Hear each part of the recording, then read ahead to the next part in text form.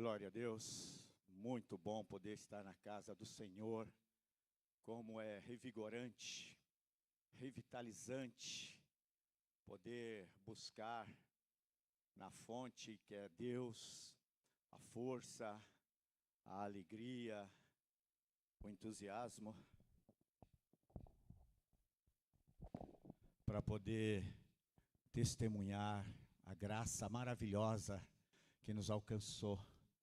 Graça que veio ao nosso encontro, que nós, sem merecermos, sem fazermos nada, fomos alcançados, simplesmente porque Deus nos amou primeiro, sem levar em consideração aquilo que nós poderíamos lhe oferecer. Porque uma vez contaminados pelo vírus do pecado, que não tem vacina, ou melhor, não tinha, tem vacina. Contaminados pelo vírus do pecado, todos nós herdamos essa natureza que nos separou de Deus, que nos levou para distante do Senhor, que nos afastou da sua presença. Mas Deus provou o seu amor, o amor que Ele amou todas as pessoas, amou o mundo, por meio de Cristo Jesus. E o mundo inclui eu, inclui você, inclui a minha vida e a sua vida. E é sobre isso que eu quero falar nessa noite. Quero trazer à nossa memória aquilo que Deus fez, aquilo que Deus faz e aquilo que Deus continua fazendo em favor de toda a sua criação, de toda a humanidade. O propósito que Ele está colocando de forma efetiva na prática, que culminará com a chegada plena, permanente e eterna do seu reino entre nós, do qual todo aquele que crê, todo aquele que confia, todo aquele que descansa, todo aquele que se entrega, gozará do reino eterno e terá participação eterna no novo mundo, no novos céus, na nova terra. Compartilhará das novas moradas que estão sendo feitas, ou melhor, que já foram feitas por Cristo Jesus. Eu te convido a meditar nesse tema essa noite. A graça de Deus é infinitamente maior que o meu pecado, que o nosso pecado, que o meu e que o seu pecado. A graça de Deus é infinitamente maior que o nosso pecado. O texto se encontra no Evangelho de São Lucas, no capítulo de número 15, dos versos 11 ao verso 32. É um texto longo, é uma parábola também conhecida, a parábola do filho pródigo. Parábola conhecida, já ouviram, tenho certeza, de muitas exposições, muitos sermões, muitos devocionais já foram feitos em cima desse texto, e eu sei que você tem uma experiência com ele. Mas a palavra de Deus, ela se renova a todo tempo, ela é viva e eficaz. E nós vamos trazer à memória o que Deus quer nos ensinar nesta noite, algumas coisas bem substanciais para a nossa edificação, para a nossa vida dentro desta parábola que Jesus conta. Prestem atenção à leitura que estarei fazendo. Continuou. Certo homem tinha 2 filhos. O mais moço deles disse ao pai: Pai, dá a minha parte dos bens que me cabe. E ele lhes repartiu os haveres. Passado não muitos dias, o filho mais moço, ajuntando tudo que era seu, partiu para uma terra distante e lá dissipou todos os seus bens, vivendo dissolutamente. Depois de ter consumido tudo, sobreveio àquele país uma grande fome, e ele começou a passar necessidade. Então, ele foi e se agregou a um dos cidadãos daquela terra, e este o mandou para os seus campos a guardar porcos. Ali, desejava ele fartar-se das alfarrobas que os porcos comiam, mas ninguém lhe dava nada. Então, caindo em si, disse: quantos trabalhadores de meu pai têm pão com fartura, e eu aqui morro de fome? Levantar-me-ei e irei ter com meu pai, e lhe direi: Pai, pequei contra o céu e diante de ti. Já não sou digno de ser chamado teu filho. Trata-me como um dos teus trabalhadores. E levantando-se, foi para seu pai.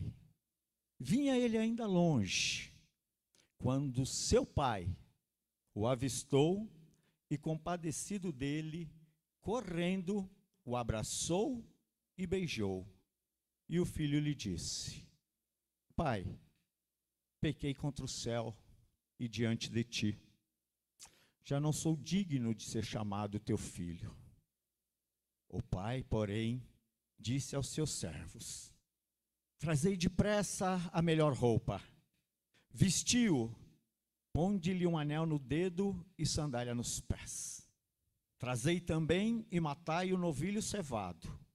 Comamos e regozijemo-nos, porque este meu filho estava morto e reviveu, estava perdido e foi achado. E começaram a regozijar-se.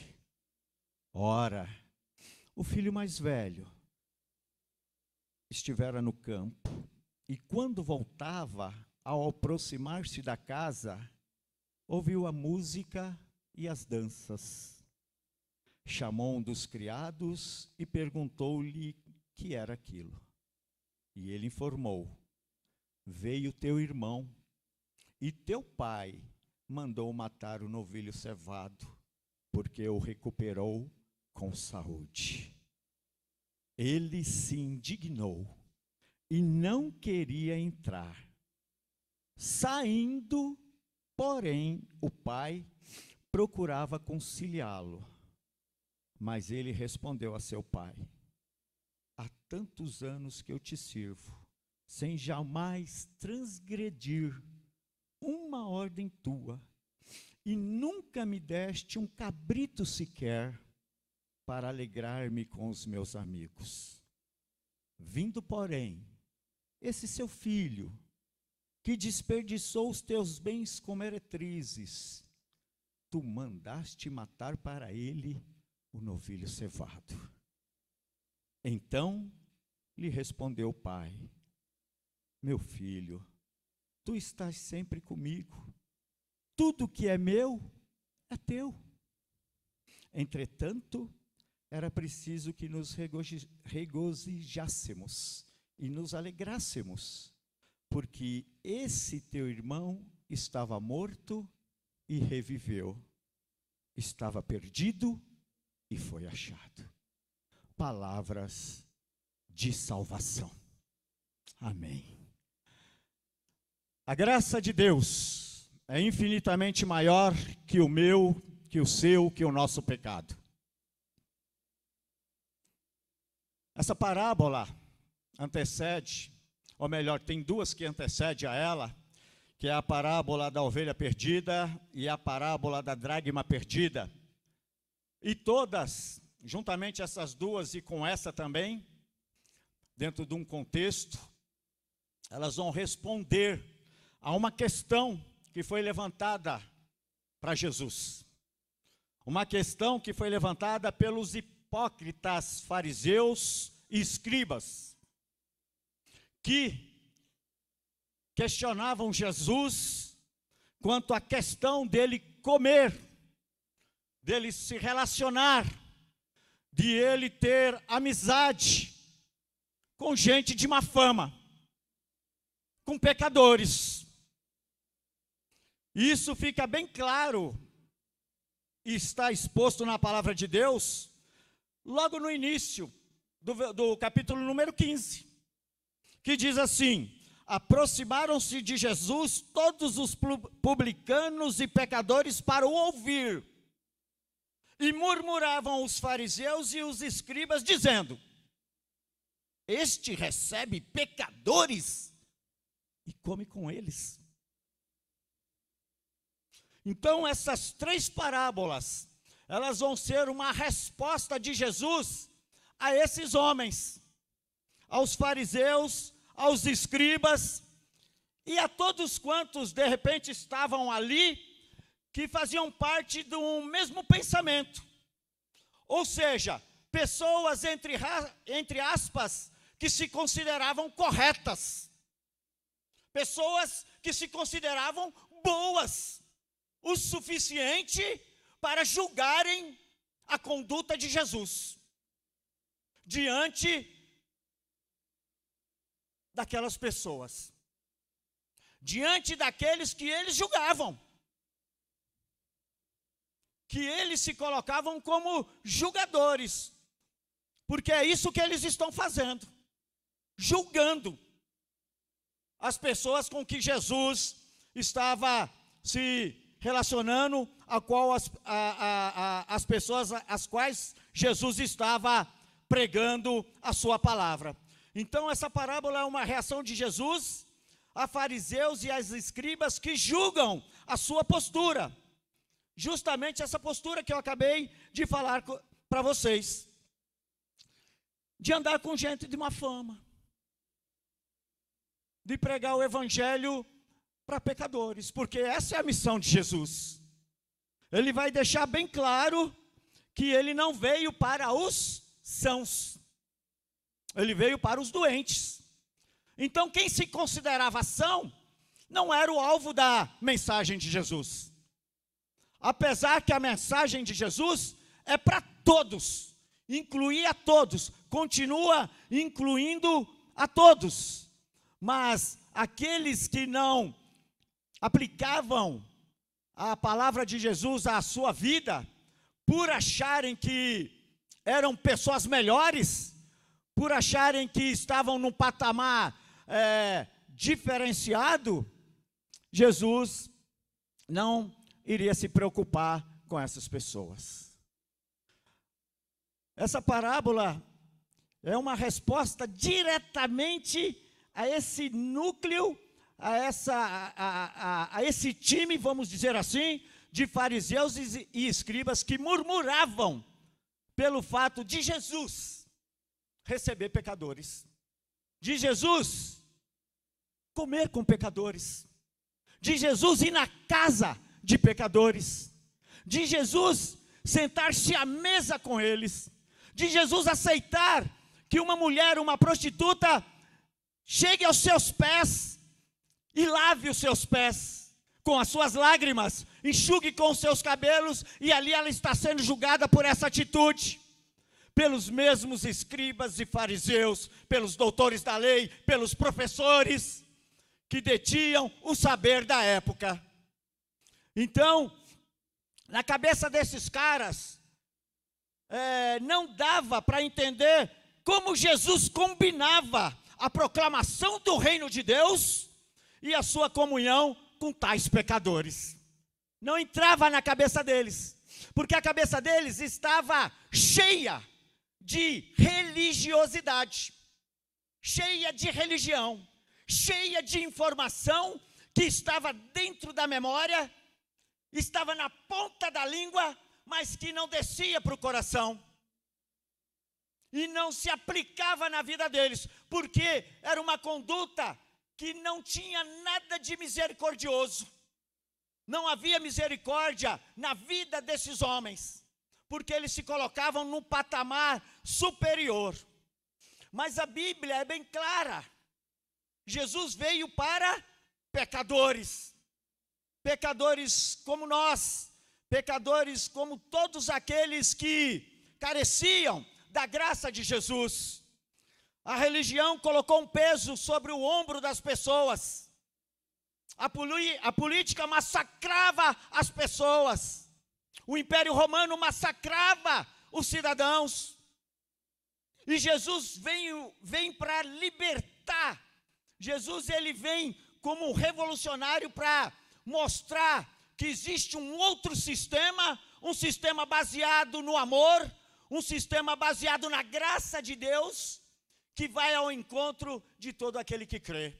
E que pode ser aliviado de todos os seus medos, de todos os seus temores, de todas as suas dúvidas, sem lhe colocar um peso sequer sobre seus ombros. Então Jesus ele vai deixar bem claro que os sãos não precisam de médicos, e sim os doentes. Isso está escrito em Marcos no capítulo 2, no verso 17, que se lê assim: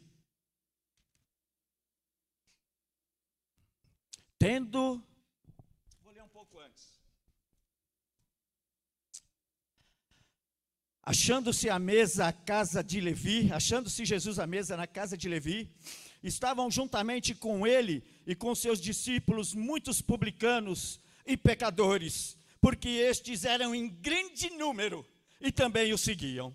Os escribas e os fariseus, vendo comer em companhia dos pecadores e publicanos, perguntavam aos discípulos dele: por que come e bebe ele com os publicanos e pecadores? Tendo Jesus ouvido isto, respondeu-lhes: os sãos não precisam de médico, e sim os doentes. Não vim chamar justos, e sim pecadores ao arrependimento. Então Jesus deixa bem claro que os justos, os perfeitos, os saudáveis, aqueles que se colocavam acima dos outros, que se consideravam mais religiosos, que conheciam a lei, que interpretavam a lei, não precisavam dele. É simplesmente isso. O evangelho é muito simples. Jesus sempre foi muito direto, sempre deixou tudo muito claro. E os sãos não precisam de médico. Vocês então não precisam de mim. Eu não vim chamar justos, eu vim chamar pessoas pecadoras ao arrependimento. Jesus não está preocupado com os fariseus. Quem eram os fariseus? Os líderes religiosos que observavam os costumes e as leis. Eram aqueles que ficavam ali, em cima da lei, dos costumes, com muito rigor, e exigiam as mesmas coisas das outras pessoas. No entanto, a dificuldade de Jesus com esses homens é que eles sabiam, mas não viviam o que eles sabiam. Eles não colocavam em prática aquilo que eles liam, aquilo que eles aprendiam nos escritos antigos, nos profetas, eles não colocavam em práticas. E os fariseus, que eram líderes religiosos também, que observavam os costumes, as leis com muito rigor, exigiam as mesmas coisas das outras pessoas. Para eles, quem entrasse em contato com doentes, pagãos, pecadores, era impuro e não podia entrar no reino de Deus. Então, quando eles observam Jesus tendo uma conduta dessa, o julgamento cai não só sobre as pessoas, mas em cima do próprio Jesus. Ele diz que é o Filho de Deus. A lei diz que quem anda com doente, esse cara é doente porque é pecador. Ele é leproso. Ele é pecador. Essa mulher é uma prostituta. Esse cara é um publicano, aquele é um ladrão. Ele não é, não pode ser. Então eles caem num ponto crítico, que eles ocupam o lugar de Deus. Porque o único que pode julgar, o único que tem o poder de julgar, que conhece o coração, que conhece o íntimo de cada um, é Deus, que sonda os corações, no mais profundo do seu âmago, no mais profundo da raiz do seu coração. Então eles cometem um pecado duplo aí. E Jesus, ele vai pegar pesado com essas pessoas, e ele não estava preocupado também nem com os fariseus, nem com ninguém, nem com os escribas, porque os escribas, por um outro lado, eles eram aqueles que eram os donos do saber. Nós cantamos aqui um hino que todo o saber é de Deus, que Deus é que detém todo o saber, todo o conhecimento, toda a ciência. É Deus, pelo poder dele, como Deus soberano que é sobre tudo e sobre todos. Mas os escribas se consideravam os donos do saber, até porque naquela época o índice de analfabetismo era muito grande. Poucos sabiam ler, poucos sabiam escrever. O povo em si era um povo inculto. E aí, eles achavam que eles sabiam ler e interpretar as escrituras, e eles que deviam dizer ao povo como deveriam cumpri-las, a partir da interpretação deles. Então Jesus, ele repreendia, porque, como eu disse anteriormente, ensinavam, tinham de cor e salteado na ponta da língua textos decorados, mas não praticavam nada disso. Há uma discussão muito séria, em que Jesus vai falar sobre os ais, onde em Mateus 23, que ele vai dizer: ai de vós, escribas e fariseus, que dais o dízimo da hortelã, do coentro e do cominho, mas essas coisas são boas, mas vocês não cuidam dos órfãos e das viúvas, que é tão importante quanto isso. E ali há vários ais de Jesus, dizendo sobre eles, a conduta deles. Leia depois Mateus 23. Então Jesus os repreendia porque ensinavam, mas não praticavam. Essas pessoas se consideravam gente de comportamento correto, gente acima do povo comum. E essa parábola, irmãos, ela é riquíssima nesse sentido, porque ela quer instruir, guardem no coração, ela quer instruir que o amor de Deus representado pelo Pai, o Pai desta parábola, na realidade representa o Pai maior, representa a Deus. Então essa parábola, ela quer ensinar, quer instruir que o amor de Deus vai além dos paradigmas, dos modelos dos seus opositores, de fariseus, de escribas, de todo ser religioso. O amor de Deus é muito mais importante. E a graça de Deus está baseada no amor de Deus. Por isso o tema, a graça, é infinitamente maior que o meu pecado, que o nosso pecado. Porque a graça de Deus, ela é suficiente a mim e a você. E ela nos foi revelada somente pelo amor de Deus. Fariseu não merece o amor de Deus, escriba não merecia o amor de Deus, o filho pródigo não merecia o amor de Deus, o pai do filho pródigo não merecia o amor de Deus. No entanto, o amor de Deus veio ao encontro de todos e de todas que reconhecem Jesus Cristo como único Senhor e Salvador. Porque a graça de Deus está baseada neste amor, e não no rigor da letra, não no rigor da lei. Não é a letra mata, o Espírito vivifica.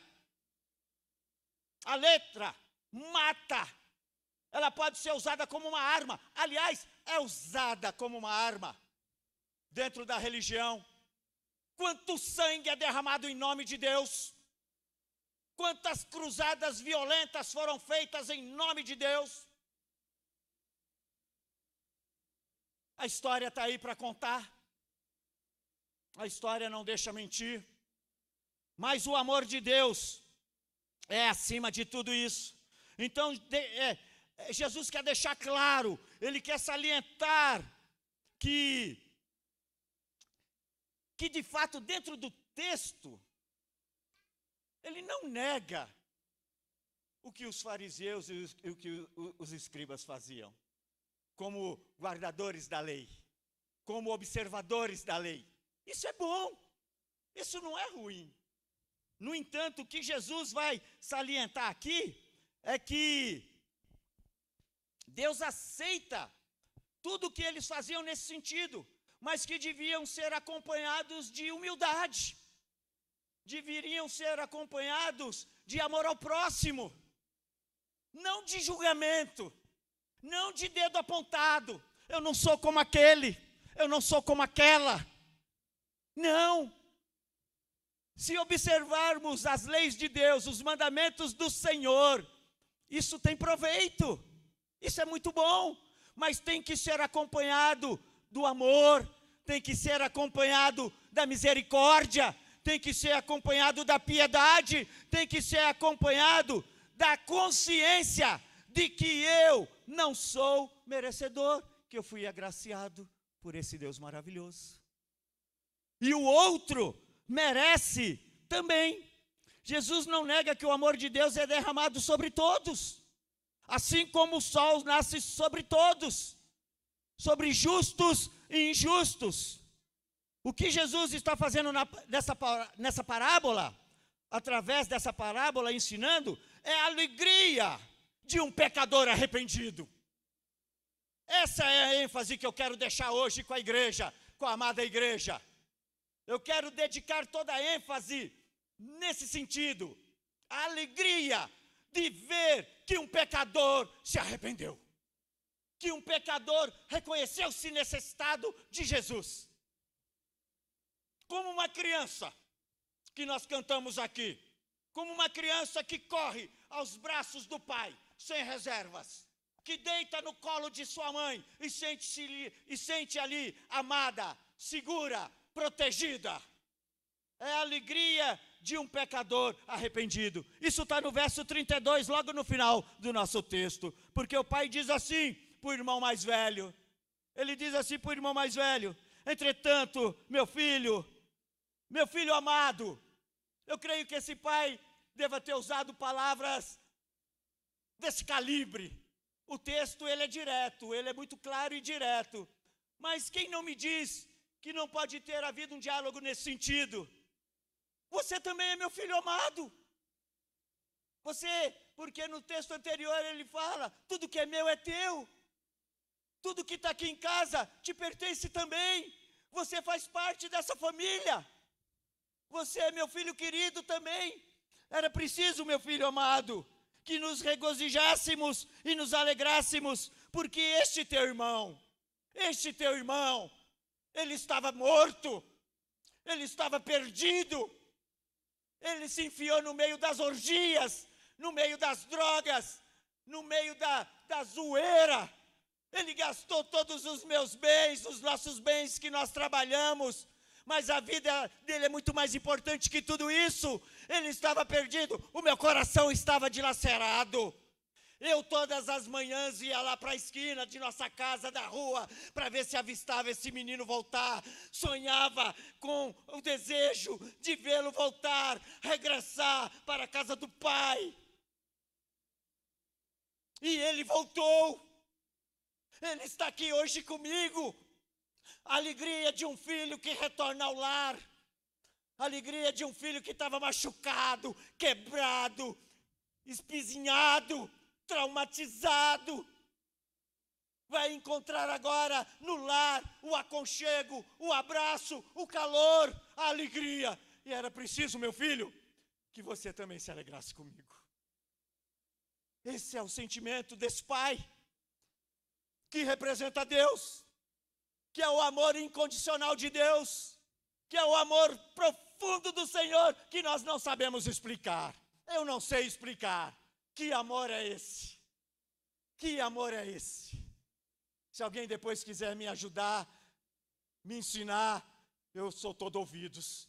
Porque é um amor que eu não consigo entender, é um amor que não julga, é um amor que atrai. Imagine esse pai, quantas coisas eles devem ter ouvido dos vizinhos, de pessoas, que aquele filho era um zero à esquerda, que ele não ia dar nada na vida mesmo. que ele era uma porcaria, que o final dele ia ser trágico, mas aquele pai, com o seu amor, com a sua devoção, com o seu carinho, cheio de esperança, aguardava o retorno daquele filho. E ele pôde contemplar e se regozijar com a volta do seu filho. O resumo dessa parábola, irmãos, na realidade,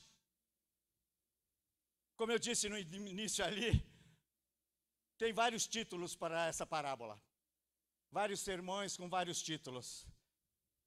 Aqui pode-se falar de relacionamento familiar, pode-se falar para os jovens de conduta econômica, porque pródigo significa gastador, aquele que é esbanjador, aquele que gastou tudo, aquele que não valorizou o trabalho. É isso que quer dizer pródigo. Mas, de certo modo, olhe para dentro de ti. Todos nós, em algum momento da nossa vida, fomos filhos pródigos. Fomos filhos pródigos. O filho pródigo, esse termo é dado ao filho que saiu de casa, ao filho mais moço. Mas o filho mais velho não deixa de ser também. Não no sentido de gastador, porque ele não gastou, ele prosperou, ele economizou dinheiro, ele trabalhava duro. Então ele tinha também parte na herança.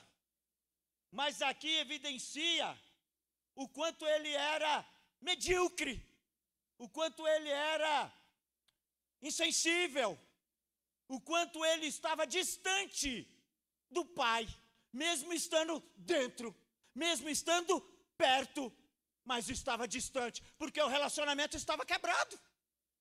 A gente percebe isso claramente no texto, especialmente nesse último versículo, quando o pai fala para ele, esse menino reviveu, esse menino estava morto e reviveu. Era para você se alegrar comigo. E ele não demonstra nenhuma satisfação nesse sentido.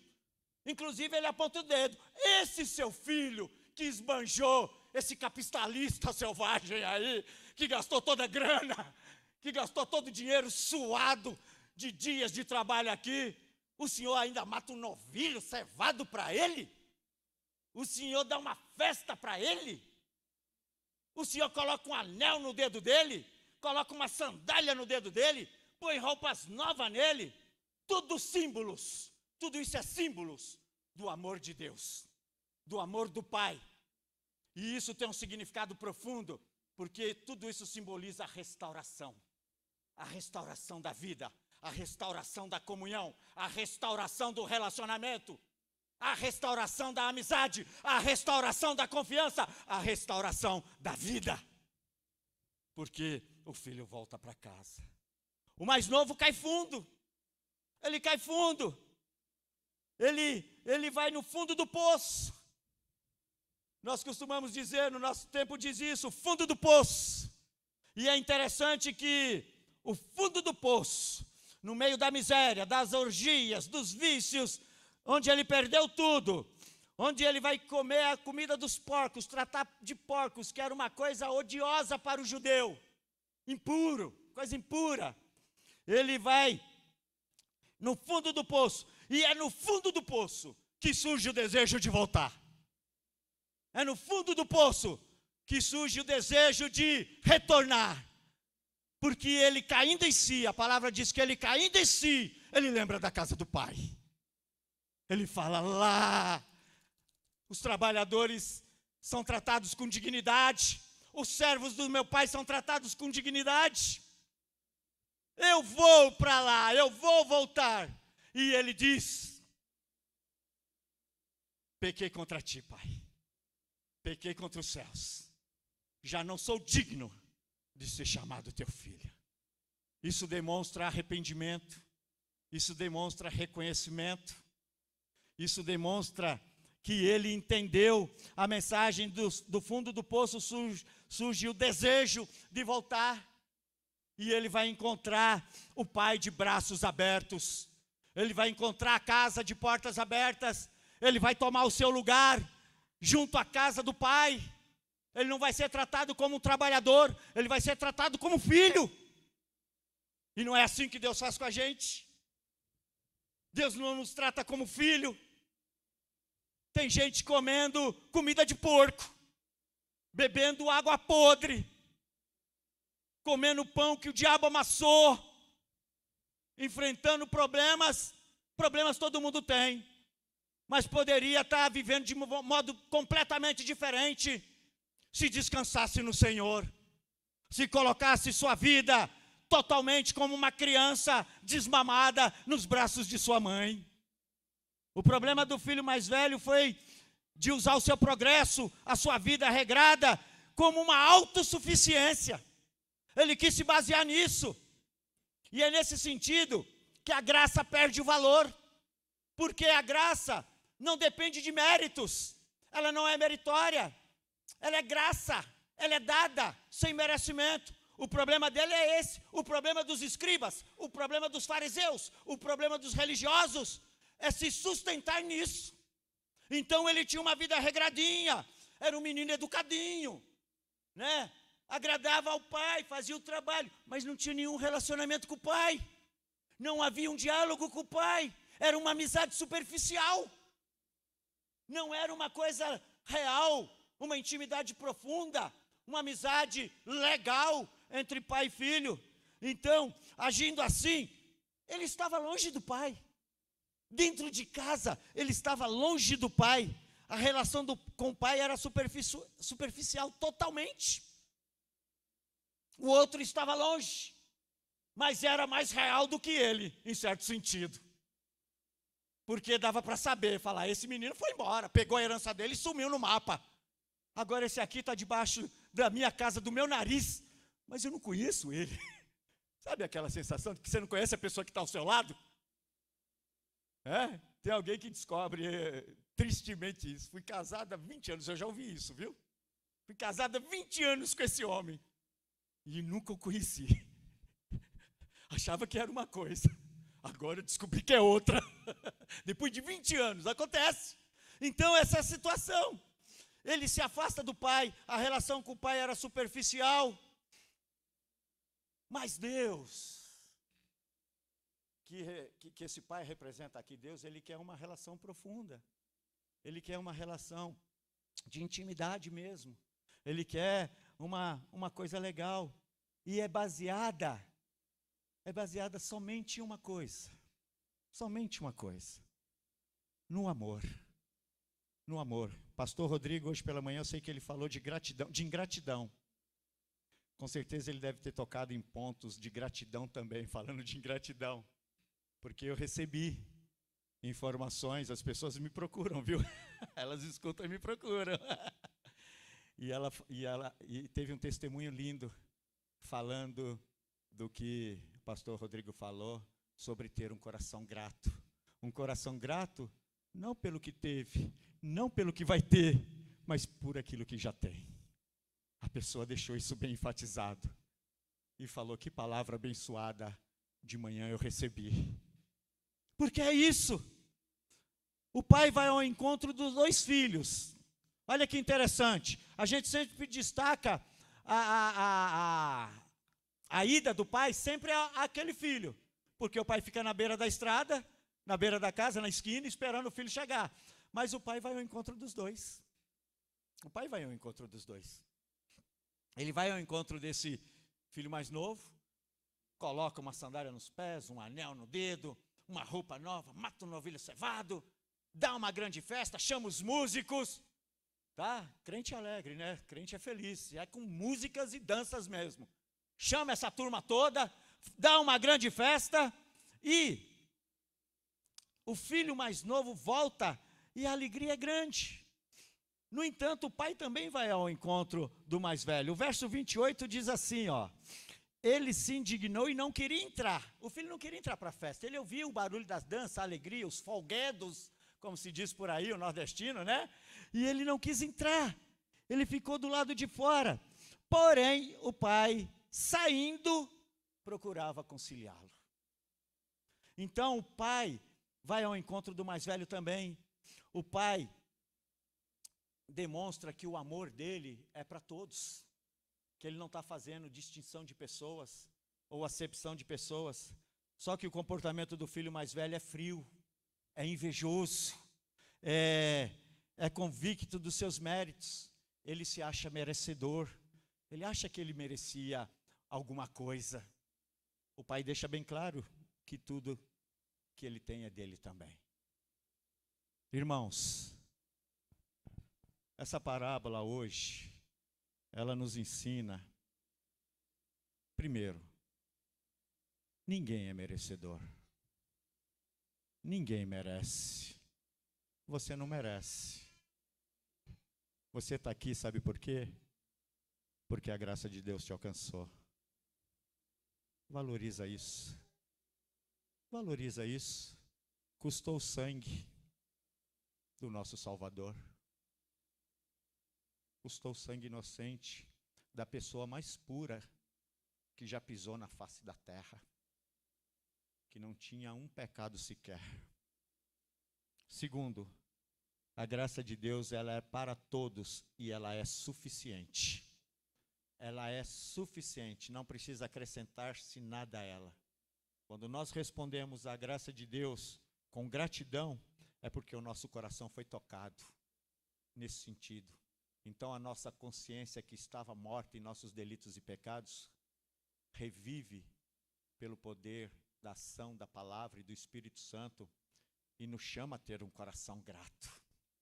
Terceiro lugar, o convite de Jesus continua valendo para salvar a todos e todas, pecadores e pecadoras deste mundo, pessoas que não se intitulam melhores, maiores do que os outros.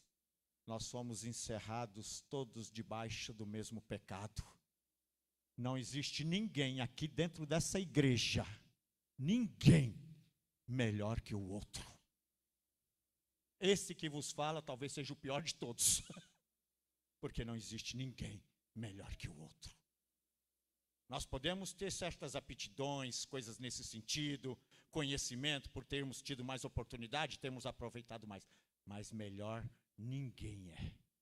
Então, a graça de Deus é suficiente. A missão de Deus foi amar as pessoas e mostrar às pessoas o seu amor. Essa continua sendo a missão de Deus. O sinal mais claro do amor de Deus está na pessoa de Jesus Cristo, que veio a este mundo, que se tornou gente como nós, que veio a este mundo, viveu e morreu, mas Deus o ressuscitou.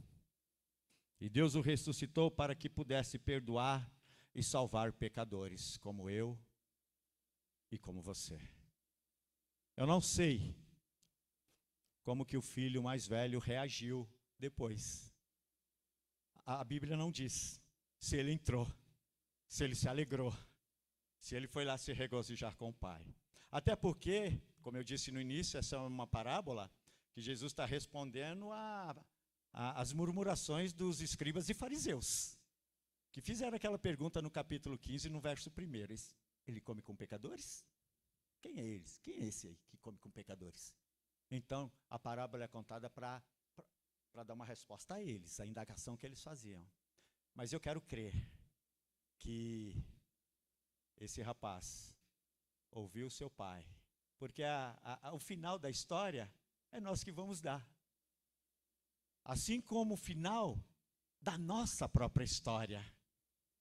Hoje, Deus está dando uma oportunidade para que pecadores, como eu e você,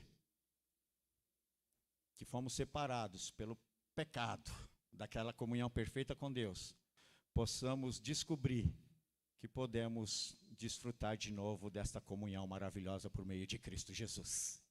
Que podemos ficar perto do Pai, porque ficar longe do Pai, longe de Deus é triste demais. Que tal voltar hoje? Que tal voltar hoje à comunhão com Deus? Que tal fazer uma oração no sentido de: eis-me aqui, Senhor. Eis-me aqui. entrego-me novamente em tuas mãos. Eu quero andar contigo, Senhor. Eu quero ser grato a ti, eu quero te servir, eu quero colocar a minha vida em tuas mãos, à tua disposição, e quero proclamar essa palavra a todos quanto eu cruzar pelo caminho, todos quanto cruzarem o meu caminho. A começar em mim, Senhor, eu quero voltar.